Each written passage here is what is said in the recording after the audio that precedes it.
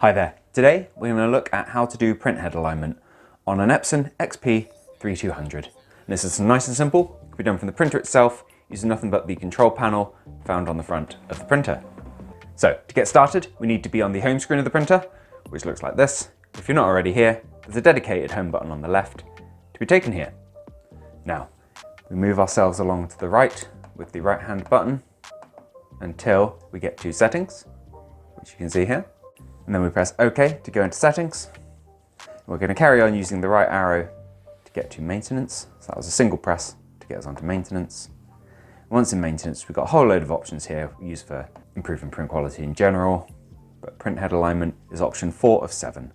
So we press OK to go into that. Now we've got vertical alignment and we've got horizontal alignment, which have different purposes. So as the printhead within your printer goes left and right, the horizontal alignment will normally be used for like gaps that you might see developing, which aren't missing colors, bits like that. And the vertical alignment will be more like hazing around the outside of your prints. So you see like a shadow of a particular color around the outside, sorting things like that. So we're gonna do the vertical alignment first. If you want to skip around, I'll make sure there are time codes in the description of the video, but let's pop into this one first of all. So you need paper within the printer to do this process, so make sure that's in there and you press the start button over here to print.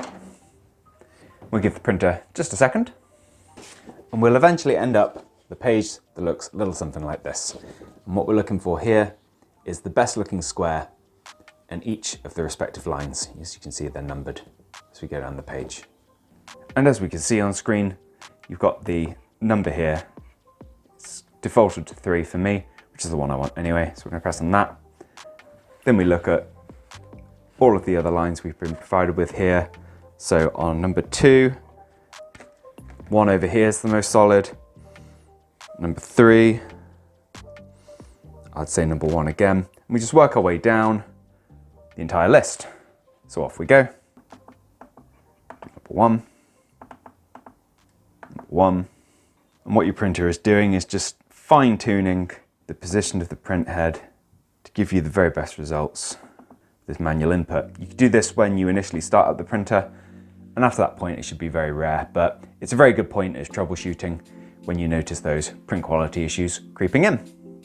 So after we've done that, if you wanted to pop into the horizontal alignment, just go in, along, and let's get started with that.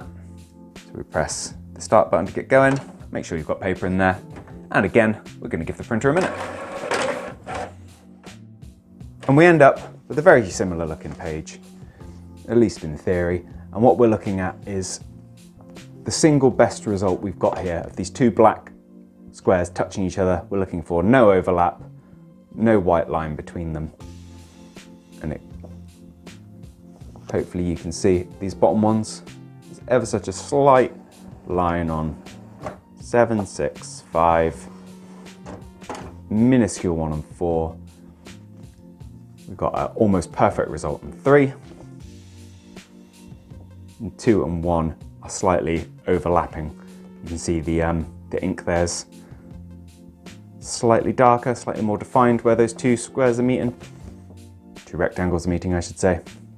But 3 is our 1. So, back at the screen, much like the vertical, I'm going to press OK to go in, and use the arrows here to change the number on the right hand side. I'm going to get 3 selected, press OK, and we're done.